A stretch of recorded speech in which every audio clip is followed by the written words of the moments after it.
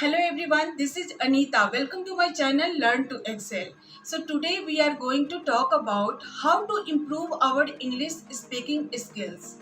आजकल ये सवाल बहुत ही कॉमन है कि हम अपने इंग्लिश को इम्प्रूव कैसे करें, क्योंकि हर कोई अपनी रीजनल लैंग्वेज के साथ साथ एक ग्लोबल लैंग्वेज सीखना चाहता है और सीखना भी चाहिए क्योंकि ये आपको एडवांटेज देता है।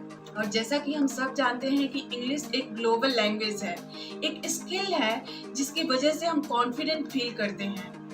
एंड अदर थिंग इज, अगर आप दूसरे कंट्री में जा रहे हैं या फिर इंडिया में ही कई ऐसे स्टेट्स हैं जहाँ वे लोग अपनी रीजनल लैंग्वेज के अलावा इंग्लिश ही जानते हैं, तो ऐसे में उनके साथ इंटरेक्ट करना आपके लिए इजी हो जाएगा इफ यू नो इंग्लिश।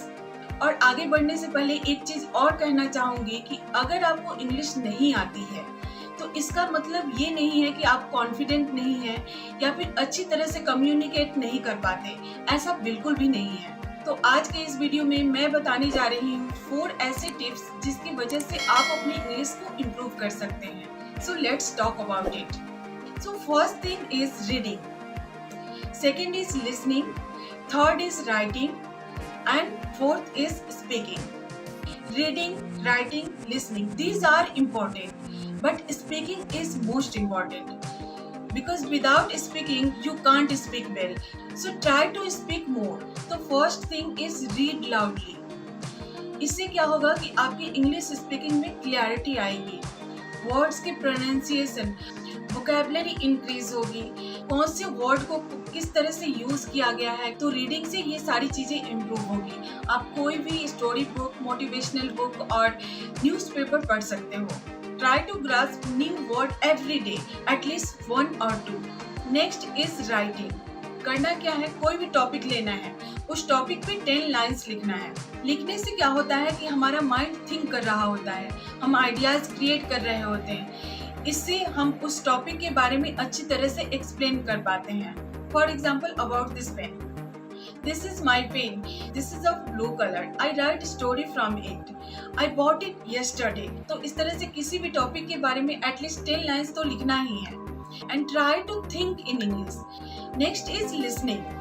आप इंग्लिश स्पीकर्स को सुन सकते हैं, there are so many videos available on YouTube, या फिर पॉडकास्ट सुन सकते हैं जिससे कि आपकी इंग्लिश इम्प्रूव हो जाएगी। गाइस, कोई भी लैंग्वेज हम सुन के सीखते हैं, तो आप सुन सकते हैं उन लोगों को जिनकी इंग्लिश अच्छी है। तो स्पीकर्स और ऑथर से बेटर कौन हो सकता है?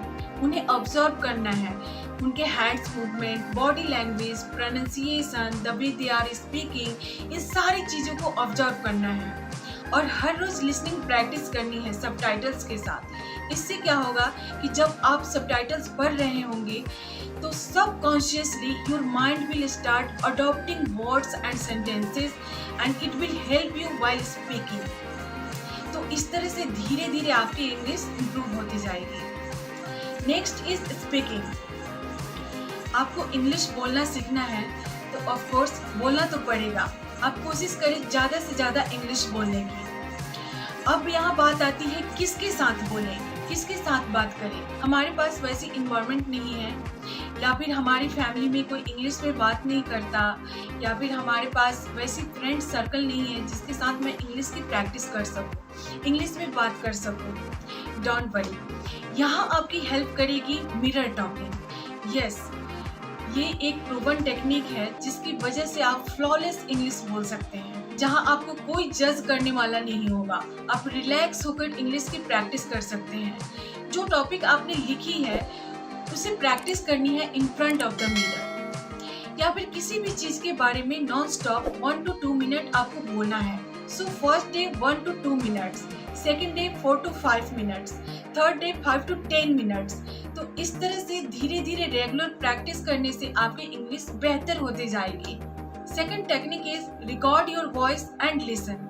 किसी भी टॉपिक पे बोलना है, अपनी वॉइस को रिकॉर्ड करना है, देन उसे सुनना है। इससे क्या होगा कि आप अपने मिस्टेक्स को पकड़ पाओगे and then try to not make same mistakes. तो इस तरह से जब आप अपने एरर्स को पकड़ोगे, देन उन सारे एरर्स को करेक्ट करोगे, तो ऑब्वियसली धीरे धीरे आपकी इंग्लिश इम्प्रूव होती जाएगी। तो बेसिकली आपको खुद से बातें करनी है मिरर के सामने खड़े होकर। एंड ट्रस्ट मी, इम्प्रूवमेंट आप खुद देखोगे। तो ये थे 4 टिप्स जिसकी रेगुलर प्रैक्टिस से आप अपने इंग्लिश स्पीकिंग स्किल्स को इम्प्रूव कर सकते हैं। So I think I covered everything whatever was in my range of knowledge. I hope you will like it. So this is the end of the video. If you like the video, give a thumbs up, and if you are new to the channel, then do subscribe my channel. So see you guys in the next video. Till then, keep learning.